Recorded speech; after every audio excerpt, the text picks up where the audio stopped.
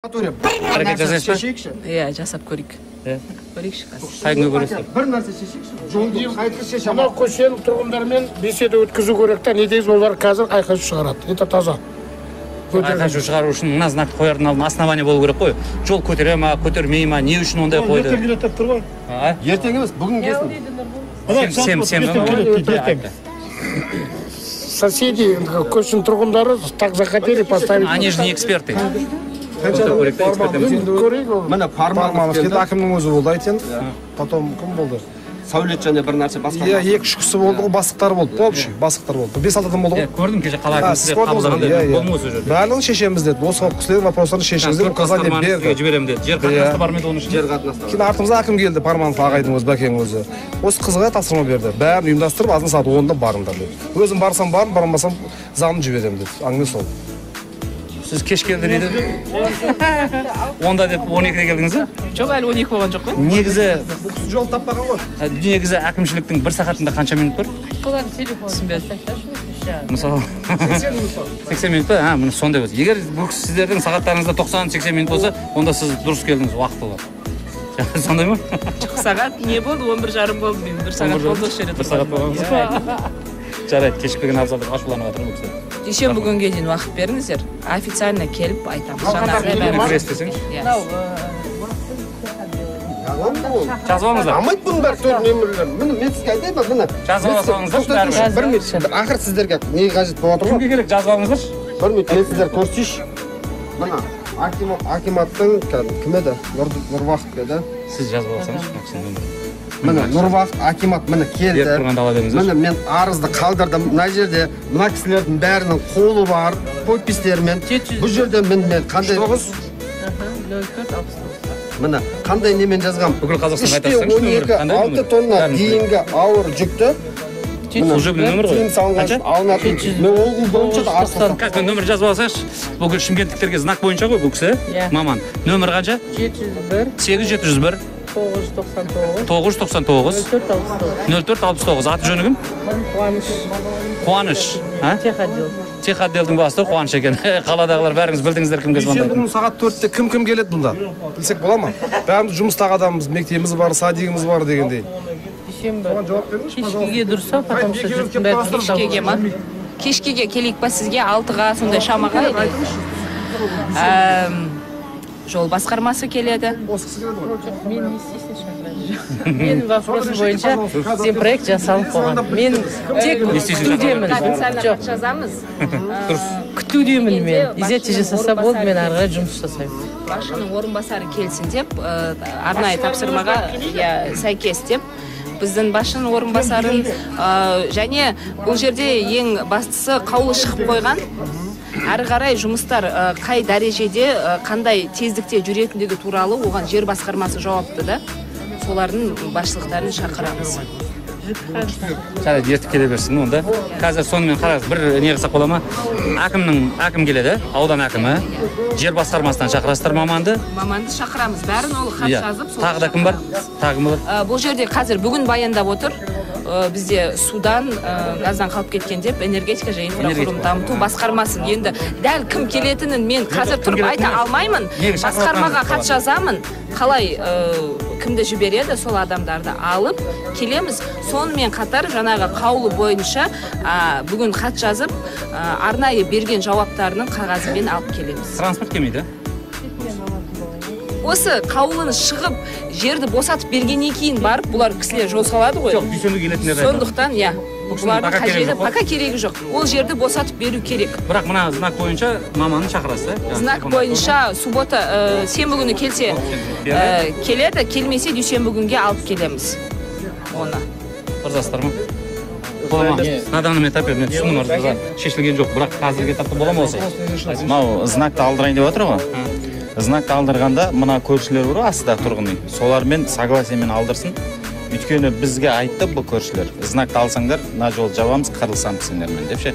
Өйткені адам несіне зиян тиюі мүмкін. Сізге жақсы емес. Қараңыз, жолды қалай жабады, ол кісі уже мына кісілермен проблема табады. Жоқ, жолды жабуға қақысы жоқ қой. Жолды жабуға ешкім қақысы жоқ. Жол наоборот ақылдылар жол жабуға аккуратно оларды жібереді, олар жол жапқаннан кейін семен емес, уже мына кісілермен проблема болып кетеді. Бір-бірімен қырылысып жүре береді. Сен өз жұмысыңды істей бересің. Мен бүкіл Қазақстандарға айтамын, жол жабу выход емес, істемеңіздер ешқашан. Сол заң бұзылады. Істесінші солармен келісіп шығамыз ғой, шығамыз, сөйлесеміз, ақылдасамыз. Екі жақ бір-бірімен келісіп пішкен тон келде болмайды. Әрине. Соны айтып жатырмын. Бір ауылдың балалары ортаға саламыз. Бұл енді ешкімнің жеке меншігі емес қой. Жеке меншігі көп жаққа. Ол оның жауап берсіз, осыған жауап берсіз, бірақ сұраққа не үшін ашамайды ол жол?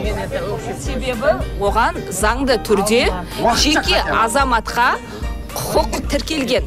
Жеке азаматқа ол жерге құқық тіркелсе, ешқандай мемлекет барып, оны басып алып, ашып тастауға құқысы жоқ. Заңды түрде мемлекет мұқтажына қайтарып алады, одан кейін барып ашуға құқысы бар. Оның құқысы бар, біздің құқығымыз жоқ болып тұр ғой сонда. Дұрыс па? Солай болып тұр ғой. Жеке үйіңіз сияқты үй келсесіз, иә? Жері оның атына сатып алған, құқық тіркелген. Ол атына сатып алынған несін көрсете аласың ба? біреудің базасын не қыласыз? Жалпы көрсете алмаймын ғой. Хорошо, мына жерде қара, жол бойынша жаңа карта кімде бар? Карта, қанеке картаны көрсетіңізші. Қара, картада частный мектеп соққан ба? Сіздер мына мектеп салған жақта айтып жатсыздар ма? Иә, сол жақта айтып жатыр. Байдың жерін ба? Мына карта бойынша қара, именно осы жерде жол бар. Мына жол ма мынау? Мынау біздің жер. Дұрыс па? Мына. Егер ол жерде жол түскен болса, қосымша ол жерге біреудің құқығы тіркелген болса, оның құқығын шектемей, оның мәртебесіне қарамай, құқығын шектемей, мемлекет оны өз мұқтаждығына қайтарып алғаннан кейін ғана жол сала алады. Келісесіз, иә? Сізден бұл кісінің сұрайын деп жатқаны, анау жаңағы мектептің жанында бар ғой, сол жерде жол бар ма, соны базадан көре саласыз ба дейді. Жарай ма? Дәлелдеп беріңізші, бар ма жоқ па? Бар болса, мектептің орнында, иә? Иә, мектептің жанында. Міне көрсетіп тұр ғой картадан. Тұр ғой картада бар. Тұр ғой жол тұр ғой. Жоқ, алдыртсаңыз, өздеріңіз алдыртыңыздар. Дүйсенбіге кадастрды шақырасызшы. Архитектура. Жоқ, кадастр. Архитектура ол жер қатынас қой. Кадастрды шақырасаңыздар, бола ма? Жер инспекциясында шақырасаңыз. Жер қатынастарды шақыру керек. Жоқ, жер қатынас, кадастр ол екеуі әкімшілікке бағынады ғой. Тағы да жер инспекциясы бар емес пе? Департамент земельной инспекция. Сонда шақырасаңыздар. Хат жазып көрейік. Хат жазып көрейік. Жоқ, гасқын керек жоқ қой. Жаңағы Вообще дейін контроль жасайды. жолға қатысы бар ма? Енді сол ана дұрыстағы. Кешке дедім ғой. Ол маңден кешке жаңағы знак қашанда Сағат. Болды ма сұрақтар шешілді? Сұрайын деп едім. знакты қашан болды? Мазыраттың бұрышындағы үй бар ғой, да? Неге аламыз деген, да? Ол негізі басында айтқан еді. Бұл незаконно тұрған үй. Жолға салынды. Жағадан жұмыс істейді ғой баста. Енді сіздер сияқты халық көп қой бізде. Незаконно. Оны 1 миллион халық бар, соның әрқайсысы. Сонша кеше азынан кешке әкім алдында отырды. Бүгін хотя бір нәрсе шешекші деп жатырмын да. Сәл өзімізде көңілді болатын шыны керек қой, дұрыс па? Нет, көп нәрсе бірден бір күнде шешіле бермейді. Басқасы маған анаған көніп тұр біз. Жаңағы изоляциясы басқасы көніп тұр. Хотя мынаған қазір бір адам келуге болады ғой, келіп, әше хотя болды мына күні саған суббота, ол бітеді суббота күні келеді. Бір аптаның ба или 10 күннің ішінде шешем дейді, дұрыс па? Мына жерде мен сізге көрсетейін, жаңа письмо көрсетіп жатырмын, қарамадыңыз. Мына жерде письмода не деген знакты алып тастауға мына уже не хат жазып қойған негізі. Мына. Тілештің атынан не жіберіп қойған уже. Бірақ әлі не жоқ. Түсінесіздер ма? Міне. Әкімшілік әрекет жасап қойған екен. Негіз жіберіліп қойған, маған отчет қылып жіберіп бұлар. Міне мен жібердім деп. бар ма? Көрсей. Бәрін істеп қойған екенсіз ғой. Істеймін деген нәрсені. Жоқ, бұл знак бойынша, мен изоляция бойынша айттым. Мемлекет мұқтаж. Значит, анандай отыр ғой. Ол кісі әрекет жасап отыр, бірақ бітірмей жатыр жұмыс. Нет, бұл хат түскен ғой. Қазір мен сізге жұмысқа барғаннан кейін осының орындаушысын тауып, жауабын сізге алып келіп беремін. Неге орындалмады, не қай жағдайда, иә? Бұл жақында болды, иә? Оның өзінің мерзімі бар. Бұл кісі арыз түсірген. Арызға сәйкес біз әкімшілік полицияға хат жазғанбыз. Ол хаттың әлі жауабы келмеді. Өзіңіз білесіз, 15 күн. Ары кетсе 1 ай заң бойынша. Иә, жұмыс күні. Бұл кісі біздің бөлімде істейтін жігіт хатын жазып қойған. Қазір мен барып хатын жасайын, мүмкіндік болса ертерек ответін жауабын беретін. Айтып жатыр, тыңдасаңыз, сабыр қылсаңыз. 15 күн, 30 күнде бәрін айтып жатыр. Бұл кісінің телефон нөмірі бар. Әкімшілік полицияда бізде көрінеді, базада орындаушы кімде екен сол кісіні тауып, мүмкіндік болса халықтың сұрауына сәйкес ответін мүмкін жіберіп қойған шығар, қазір барып тексеріп көреміз.